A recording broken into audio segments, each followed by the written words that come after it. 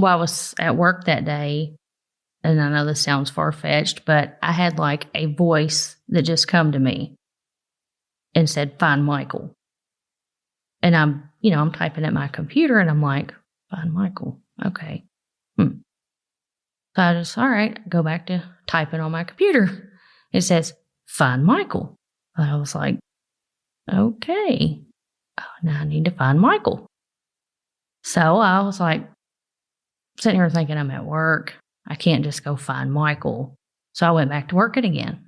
And it said again, "Find Michael." So I'm just like, okay, I'll find Michael, but I can't do that till I get off work, So I just called Mom and I was like, "Did Michael come home?" She said, "No." I was like, "Well, where's he at?" She said, "Well, I guess he's at this person's house that they said they left him at." I said, "Well, we need to find him." Warning. The podcast you're about to listen to may contain graphic descriptions of violent assaults, murder, and adult language. Listener discretion is advised. Welcome to the Murder Police Podcast. Goodbye, Season 4. Hello, Season 5. Brought to you by Hero Industries. Designing and manufacturing uniquely branded products for first responders, government agencies, and corporations worldwide since 2000.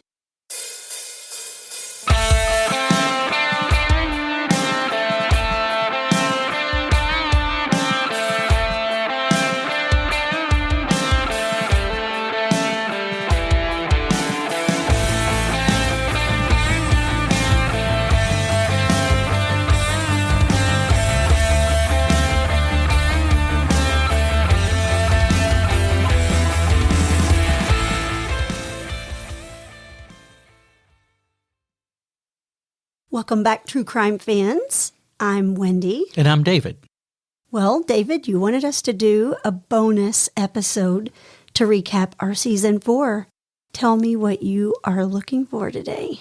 We closed out Season 4, so we're going to start Season 5, and I just wanted to recap what Season 4 was and give the audience a glimpse into what Season 5 holds in store for the listener.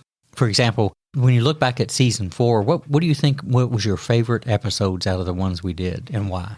It's really hard to choose because they all were very unique in their own way.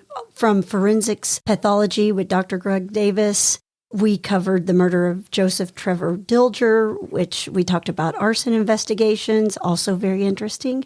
We did cold case investigations with Detective Rob Wilson, learned a lot through there, especially covering that Melanie Flynn missing person case. And then lastly, we did the missing persons with Detective David Hester, primarily on runaways, but also missing persons in general. They all were really unique in their own way, so, it's really hard for me just to choose one. I agree. I think if I was to look at what we did in Season 4, with a lot of intent actually, is Season 4 was pretty much an educational season. Is that I wanted to get people ready for where we're going to move on the podcast in this next coming year. For example, the Forensic Pathology with Dr. Greg Davis, I loved after working with Dr. Davis years ago, because he took the listener way beyond the autopsy and talked about the theory behind pathology, forensic pathology, the need for it, and even gave some advice on people that might be interested in it. And I agree with you on the murder of Joseph Dilger. That was an amazing case, but educationally too, is that the listeners got to learn what arson investigation was and how that can tie in so critically to a death investigation. A lot of detail. Of course, that was with Chris O'Brien and Tim Upchurch. Chris was a former firefighter and arson investigator, runs his own practice now in arson investigations. And Tim Upchurch just recently retired as a police officer and spent several years in the homicide unit at his department. Yeah, and I think what was really interesting about that particular case was how fire and police work together, which is something that not many people think of. I know it obviously does happen, but oftentimes when you think of murder, you don't associate it with them partnering with firefighters. Right. Difficult investigations. A lot of times they're circumstantial, and of course the whole goal when somebody uses arson is to destroy evidence, so recovering all that's pretty critical too. It was just interesting, too, to listen to Chris talk about fire behavior. And of course, I think if we looked at that, one lesson we walked away from that is not to light grills with gasoline, because, and I'm not going to give that away, but people should go back and listen to that because of the story that told in that case. But just the way fire behaves and gasoline behaves and how dangerous it is in and of itself was fascinating. It reminded me of when I was in the homicide unit and worked with arson investigators, what I learned. For example, I still remember Gary Ward teaching me that in some instances, if you have a room that's been on fire and a glass bulb, for example, hanging from a ceiling in the center, that bulb will melt and start to kind of like point to the origin of the fire. Just those neat things that I never would have picked up on. So a lot of thanks to Chris O'Brien and for Tim Upchurch for really talking about how they put that case together and brought justice to the murder of Joseph Dilger from a violent death. That was pretty interesting too. And on the cold case investigations with Rob Wilson, that really was a good primer for where we're going to start going when we're adding cold cases or missing person cases or unsolved cases starting in this next season, is to talk about how difficult those were. Yeah, it was really interesting just hearing the ins and outs of how, oftentimes people think that cold case files just set. And I guess if you're a victim's family, that's how you obviously are feeling, because there's no resolve brought to your loved one's case. But just the behind-the-scenes things that go on or leads that they continue to follow in order to bring justice to that victim was really eye-opening when, like I said, many people may think that it's just sitting in a box in a cold case file room. Again, speaking from experience that, unfortunately, when I left, I had some that are on that shelf too, because the workload on investigators in the police department is pretty much like swimming upstream or against a current. It's the old 1 step forward, 3 steps back. Is you feel like you're gaining and then you pick up other cases, and it's like you never get caught up. Another part of that conversation that I really enjoyed was the grassroots detectives, the amateur detectives, and Rob talking about how they can build a rapport with a police department or some investigators to where if they've got time to work on a case, to actually learn how to communicate, how to have that rapport, how to move that case forward. Because there's a lot of well-intended people out there that do excellent work with that. I really enjoyed that as well. And of course, like you mentioned on the top, is having the opportunity for our listeners to ask questions about Melanie Flynn, who was missing for about 40 years here in Lexington and was the focal point of the Bluegrass Conspiracy, a book based here in Lexington. To have that opportunity for listeners, I thought was a big deal too. Yes, and I may add, still missing. Still hasn't been solved. So some of these cases, as listeners know, go on, and sometimes there just is no end to it. Sometimes they're simply just not found. And you hope that one day, somewhere, somehow, someone will come forward, or some lead or the amateur detective, as you were speaking, has that one piece of information that may crack that case.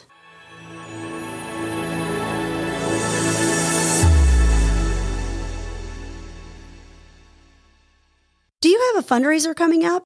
Putting together an event and need something to help market it? With the holidays approaching, do you need gift ideas for your company or organization? Hero Industries has you covered. Hero is known for their cute and adorable canine hero plushies and their stunning challenge coins, but that's not all they have to offer. Hero also offers custom bottle openers, lapel pins, cigar cutters, tactical teddy bears, and custom badges. Any logo, any badge, any size, any shape. You pick how you want it. Just send Hero your logo and how you want it to look, and Hero makes it happen.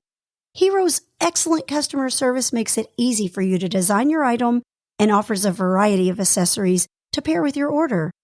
Hero Industries has been working with law enforcement, government agencies, and canine handlers throughout the U.S. since 2000 by providing top-notch service with amazing details and one-of-a-kind products. Check out Hero Industries on Instagram at hero_industries_inc or cruise their website at www.hero-industries.com. Exactly. The fact that they have time is what makes the difference compared to the workload I talked about. And then finally, that one we wrapped up with Detective David Hester on missing persons. Again, that's a primer for where we're going to understand how cases are picked up, when they're investigated, how aggressively they're investigated or not, and the challenges in that. Because again, David focused, as his expertise brought him to the table with juveniles missing, which is a razor's edge. It's the stress on that's incredible. Because like David talked about in those episodes, is the likelihood of something going wrong is extremely low.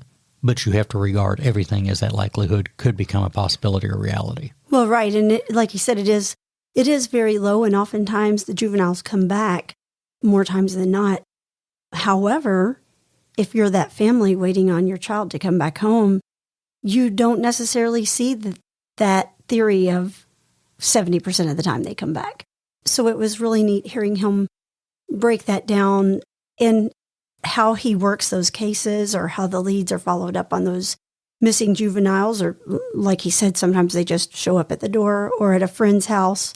But again, that's for that family waiting for that child to come home, that's not just commonplace like he knows that it is, David.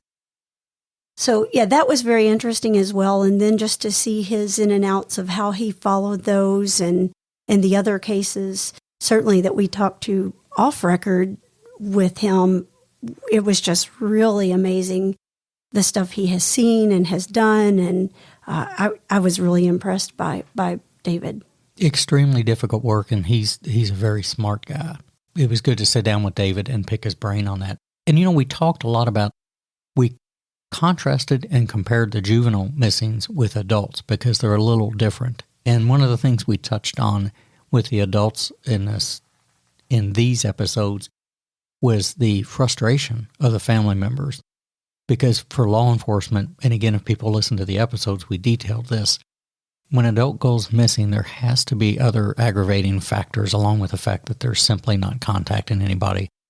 And those gauge the effort that law enforcement can put in. And that's extremely frustrating for families. And as we move forward and do some of these missings with adults, we'll hear that. And definitely on our first one in season 5, where that is alive and well, that frustration. Right. And it is. You're right. Also, I may want to add with David Hester, he broke down the criteria that makes a case meet or not meet an Amber Alert. And I learned a lot from that. I really just thought you have a missing child, it's an Amber Alert. And it's not. So that's certainly an episode that our listeners won't want to miss because it was very educational. Not that all of them weren't, but I really was amazed by what I thought an Amber Alert was versus the criteria that it takes to make it an Amber Alert. Right. There's a point of frustration. People believe that everything should be, and David described it best when he talked about how it can't be everybody goes into the Amber Alert system because we'll get very casual about those. People will take them for granted. They'll breeze by them. And like he said, he compared it, I think, to a thunderstorm warning to a tornado warning, is that, the thunderstorm warning is people get used to those, but the tornado warning is rare because you have a confirmation that something's really bad about to happen. So David did a great job with that. And again, if people will listen to these episodes, it'll help them box things together for what we're about to come out with. So wrapping season 4 up, if we can make recommendations for people to add these to their podcast library and listen to them, it would be Forensic Pathology with Dr. Greg Davis. That's 3 episodes, extremely educational. Dr. Davis is a teacher, and you'll hear that when you get through that. The 4 episodes of the murder of Joseph Trevor Dilger, which is going to focus a lot on arson investigation and how that played a role. Cold Case Investigations with Detective Rob Wilson. Like you said, Wendy, we'll talk about how they get cold, when they're cold, how they get resurrected or how they get dusted off and worked and why. And then finally, that last one in season 4, Missing Persons 101 with Detective David Hester, was fantastic. So, David, you're talking about season 5 and our opening for that. What are you wanting us to start with? Let's tell our listeners, and what can they expect out of the upcoming season? Well, season 5 is going to open with our first missing and actually considered murdered case. It's on a young man named Michael Gorley from here in Kentucky, in our immediate area, actually. And Michael has been missing for 6 years as of the date of this recording. I had the opportunity, I know you were busy, but I had the opportunity to speak with Michael's mother, Sandra Hasty, and his sister Jennifer, and also with a fantastic private investigator who's a former police officer from Connecticut named Mike Ward. And it was a very interesting conversation, because what I want to do with Michael Gorley's case is let the listeners learn who Michael is. And that's important because right now Michael is in NCIC, he's in NamUs, and there's posters everywhere. But Michael, like everybody else, was a son, a brother, and a father, and he's missed terribly. And this case is really interesting. It has what I would say is high solvability factors, but we'll talk in the case about why it's not moving forward and what needs to happen in that. So we're going to open with that one. We hope the listeners learn from that one. We hope that maybe we move that case forward by keeping Michael's name and his case in the news and available for people to learn about. Well, I think also what I would hope, and I'm sure the family would hope as well, is that there is that amateur detective out there who may know something that can come forward. I know that you told me after you met with Miss Sandra that there was a person, and I know we'll dive deeper into this when we release this episode, but there was a person who had pivotal dream or vision, if you will, as to where he may be. And, it makes me wonder if that isn't something that this person knows that's just on her conscious, kind of like, back with our Trent DeJuro case where the ex-girlfriend came forward because her conscience was eating her up, and that's how that case was solved. So I'm wondering if maybe this person knows something, or one of our listeners has just a small piece of information that may bring justice to this victim. And that's where we're going to go. And I want people to listen to those episodes when they come out, because that's exactly where we're going to go, and I think people will sense the same thing. So with that, we want to thank our listeners for the support we've had. At the time of this recording, again, we're just a little over a year old, and we're just thrilled with the people that are following us. And we'd ask people, once again, to always tell your friends. This is the podcast that is based on victim advocacy and learning, and we hope people are learning a lot about how these investigations take place. Absolutely. Again, thank you, listeners. Please share with your friends and continue listening. The Murder Police podcast is hosted by Wendy and David Lyons and was created to honor the lives of crime victims so their names are never forgotten. It is produced, recorded, and edited by David Lyons. The Murder Police podcast can be found on your favorite Apple or Android podcast platform, as well as at murderpolicepodcast.com, where you will find show notes, transcripts, information about the presenters, and much, much more. We are also on Facebook, Instagram, and YouTube, which is closed captioned for those that are hearing impaired. Just search for the Murder Police Podcast and you will find us. If you've enjoyed this podcast, please subscribe for more and give us 5 stars and a written review on Apple Podcasts or wherever you download your podcast from. Make sure to subscribe to the Murder Police Podcast and set your player to automatically download new episodes so you get the new ones as soon as they drop. And please tell your friends. Lock it down, Judy.